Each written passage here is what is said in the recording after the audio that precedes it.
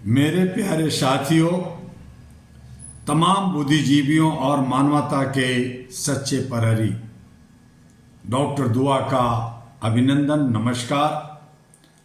आज मैं आपके सामने किसी एक देश, किसी एक सीमा या किसी एक मुद्दे की बात करने नहीं आया हूं। आज मैं बात करने आया हूं उस वक्त जब बाबा अंबेडकर को याद कर रहे हैं, उस आग की जो आज अगर भड़क गई तो सिर्फ एक क्षेत्र नहीं, पूरी दुनिया को जला देगी। और उस आग का नाम है स्टेट ऑफ हॉर्मुज।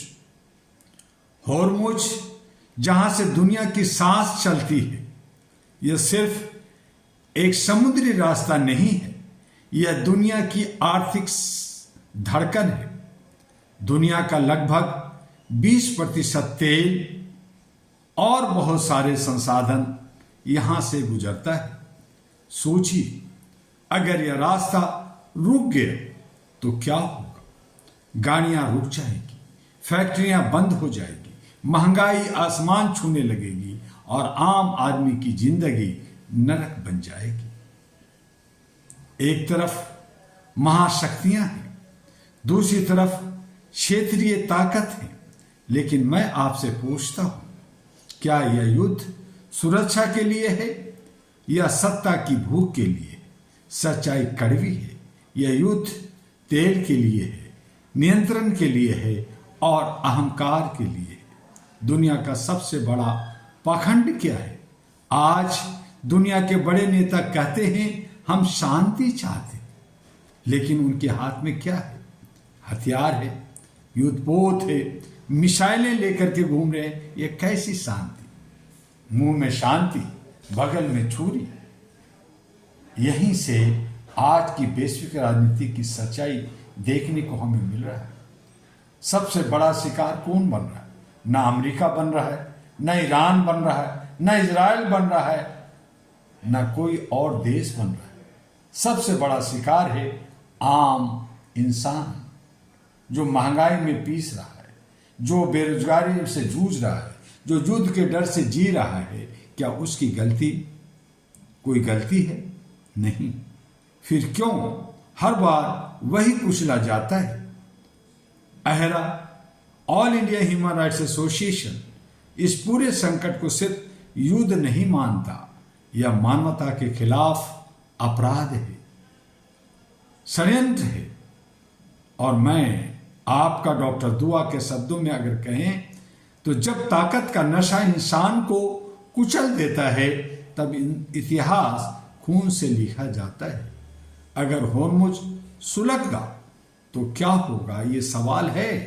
मैं आपको डराना नहीं चाहता, लेकिन सच्चाई बताना जरूरी है। तेल सप्लाई बंद हो जाएगा, वैश्विक आर्थिक संकट आएगा, तनाव बढ़ेगा, तीसरे विश्व का खतरा सामने आएगा।